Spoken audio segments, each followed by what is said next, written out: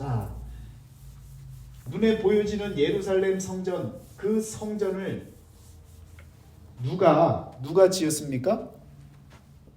솔로몬 시대에 솔로몬이 성전을 짓잖아요. 자, 이걸 그냥 솔로몬 성전이라고 보세요. 그냥 믿음의 눈으로 그렇게 보시길 바랍니다. 그런데 앞에 기둥 2개를 세우잖아요. 그렇죠? 그리고 그 2개의 기둥을 세우는 건축자가 뭐라고 이름을 짓습니까? 네, 좌측에는 보아스라고 이름을 짓고요, 우측에는 야긴이라는 이름을 짓습니다. 그러면서 솔로몬 성전을 지으면서 가장 그 건축가에게 가장 영향을 줬던 사람이 누구예요? 이 시대의 왕이 누구였어요? 솔로몬이잖아요. 솔로몬 전에 솔로몬의 아버지 다윗. 그러면 보통 우리가 생각할 때 여러분 웬만한 건축에 그 앞자리에 머릿돌에는 누구의 이름들을 주로 넣어요? 건축가의 이름을 넣던가 아니면 가장 당대의 훌륭한 사람들의 이름을 넣던가 그래야 되잖아요. 그런데 여기에는 보아스라는 이름을 새겨놓고 여기에는 야긴이라는 이름을 넣었단 말이에요. 그 보아스라는 말은 뭐예요? 그가 능력이 있다라는 말입니다. 그가 능력을 갖고 계시다라는 말이에요. 그가 누구겠어요? 예, 목사가 물어보면 무조건 예수님이에요. 뭐 예수님이나 하나님이나 성령님이나 삼위일체 하나님이신데 그가 능력이 있다라는 표현을 쓴 거죠. 그런데 두 번째 야긴이라는 이 표현이요, 어떤 표현이냐면 그가 세우시리라 라는 표현을 쓰고 있어요. 여러분 참 의아한 생각이 들지 않으세요? 왜? 솔로몬 성전을 지어놓고 그가 세우셨다 그러면 되잖아요. 그러면 이해가 바로 되잖아요. 그런데 그가 세우시리라 라고 표현을 했단 말이에요. 그렇죠. 이 성전을 세워놓고 앞으로 진행되어질 새 성전을 분명히 지으시겠다는 거죠. 이해가 되세요? 능력이 있다라는 것은 무슨 표현으로? 현재형으로 썼어요. 그런데 여기는요, 미래형으로 쓰고 있다고요. 그런데 보세요. 이것도 이런 표현도 여러분 잘 보셔야 되는 거예요. 그가 능력이 있었다. 그러면 과거의 일이죠. 과거로 쓰면 어떻게 돼요? 그는 능력이 이제는 있을 수도 있고 없을 수도 있다는 얘기죠. 그러니까 표현이 그렇게 하면 안 되죠. 그리고 그가 능력이 있을 것이다. 그러면 과거에 능력이 없었어요? 아니죠. 그래서 여러분 현재형, 영어에서 이 현재형이라고 하는 것은요, 과거와 현재와 그리고 미래를 다 포함하는 얘기예요.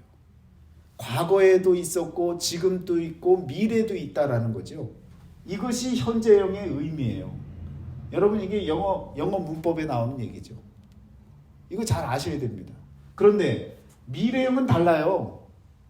미래형은 그가 세우시리라. 그럼 지금 세웠어요, 안 세웠어요? 안 세웠어요. 성전은 세웠는데 그가 세우시리라 그랬으면 이게 누가 봐도 이건 잘못된 거잖아요. 그가 예를 들어서 그를 다윗이라고 하든 솔로몬이라고 하든 그 사람의 눈으로 보면 이 솔로몬 성전은 그가 세우셨다라고 표현을 해야 맞는 표현이 되는데 성경에서는요, 야긴이라는 표현을 쓰면서 그가 세우시리라라는 표현으로 미래형으로 만들어 놨단 말이에요. 처음 짓는 하나님의 성전인데 이 성전을 지어놓고 그가 세우시리라 라고 표현했기 때문에 새 성전을 세우시겠다는 표현을 하시는 거죠. 여러분 이것이 역대하 3장에 나오는 이 표현을 한번 여러분 어디에 한번 보시겠습니까? 역대하 3장 15절입니다.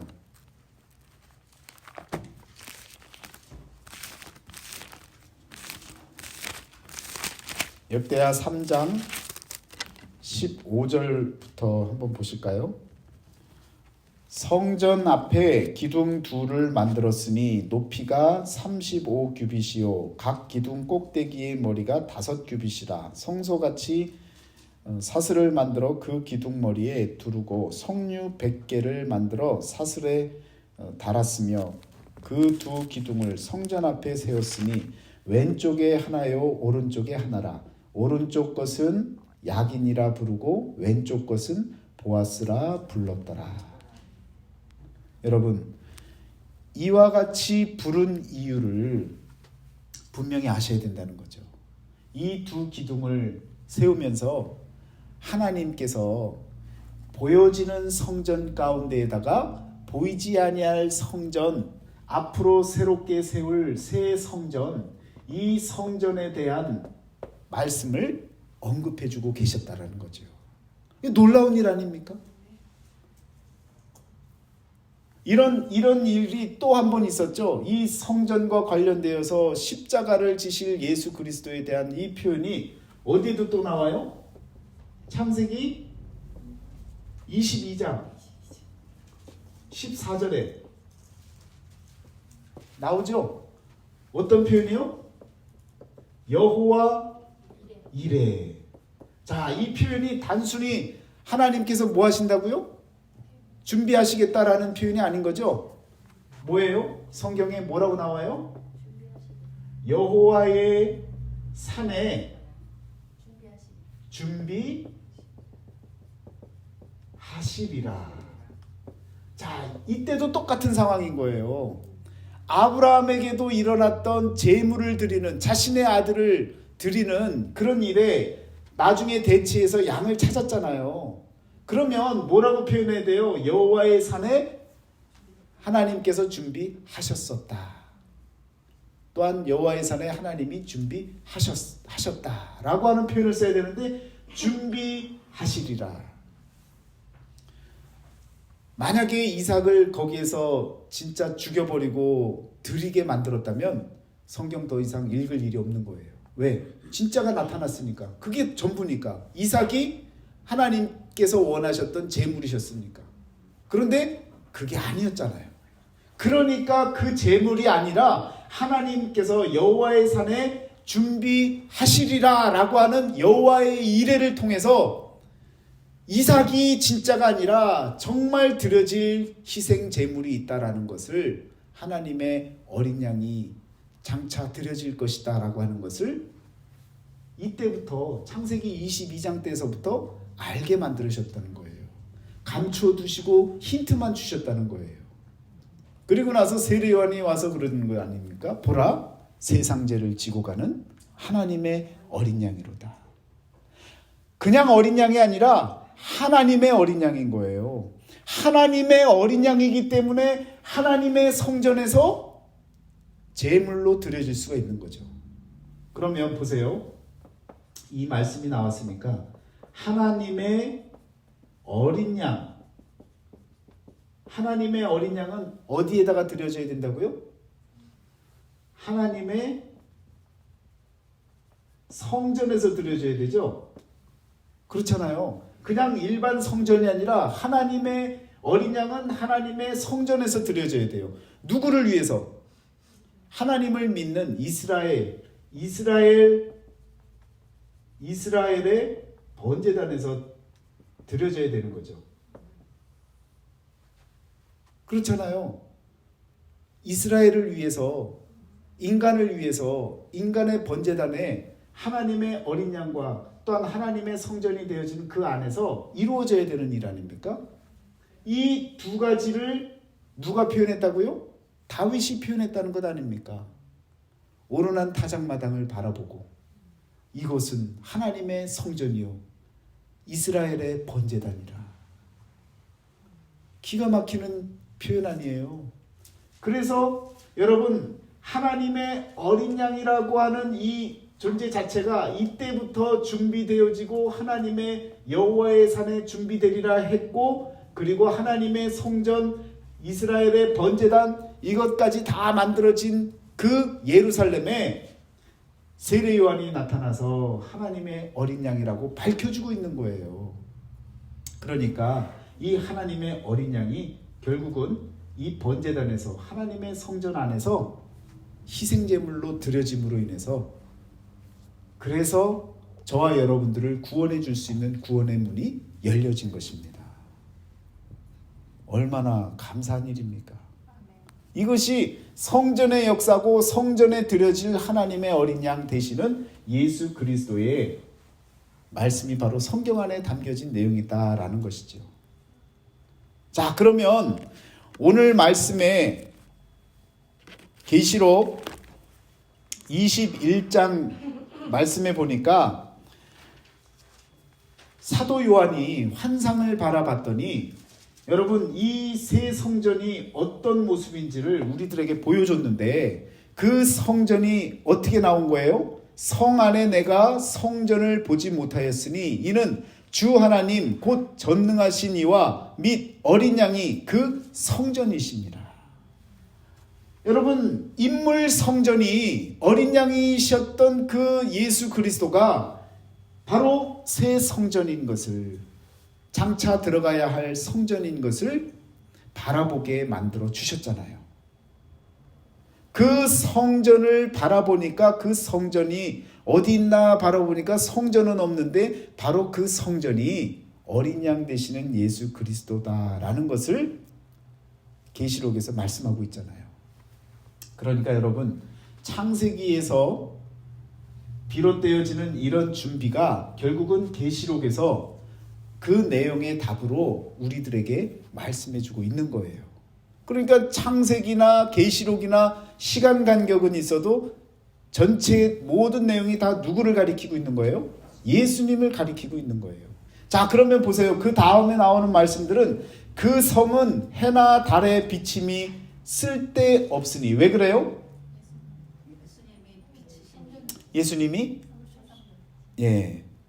빛이 되시잖아요. 여러분, 이 빛이 되신다는 것은 언제부터 말씀해 주고 계셨어요?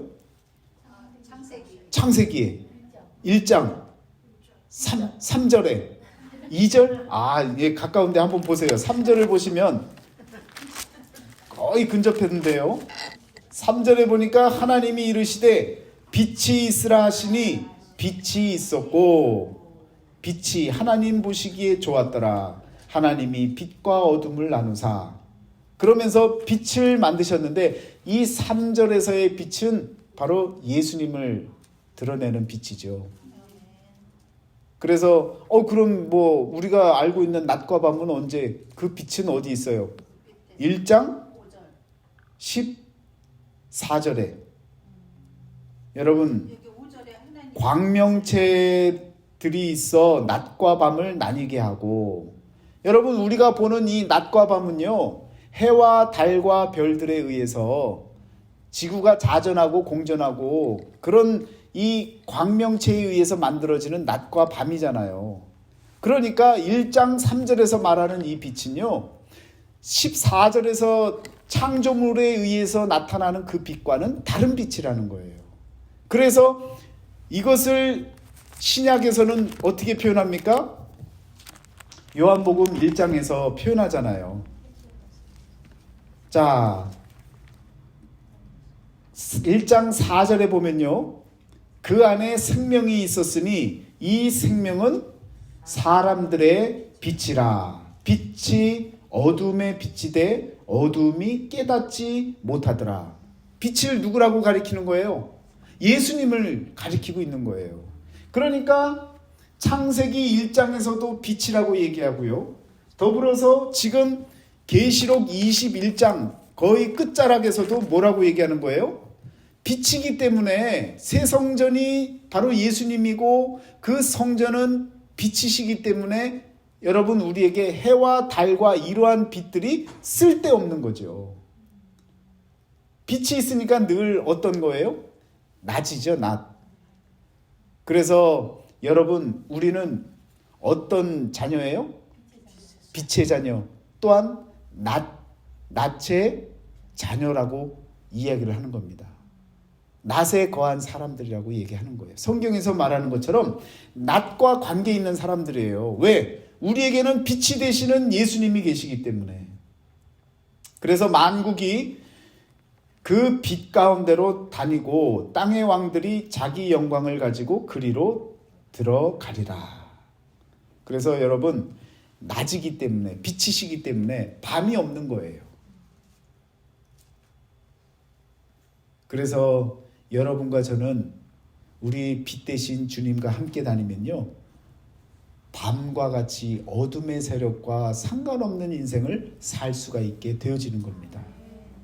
여러분, 그래서 이와 같이 바라보면요, 바로 지금까지 아까 예루살렘 성전까지 나아갔다가 그리고 예수로 넘어가는 이 단계에서, 건물에서 인물로 넘어가는, 예루살렘 성전에서 예수 성전이라고 하는 인물 성전으로 넘어가는 이 단계에 여러분과 제게 필요한 것은 믿음이라는 거죠.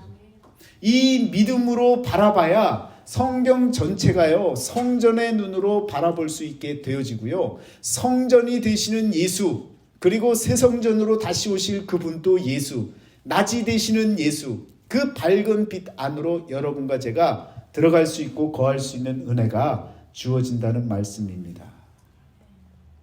자, 그래서 여러분, 이 새 성전, 바로 이 새 성전이 우리에게 찾아오는데 우리에게 가장 필요한 것은 바로 믿음이라고 하는 것. 이것이 없으면요, 보이는 성전밖에 못 보는 거예요. 여기에 머물러 있을 수밖에 없는 거예요. 여러분과 저는 넘어서야 됩니다. 보이지 아니하는 성전으로 나아가야 되는 거예요. 이 보이지 아니하는 이 성전이 바로 새 성전인데요, 이 새 성전은 손으로 짓지 아니한 것이라는 겁니다.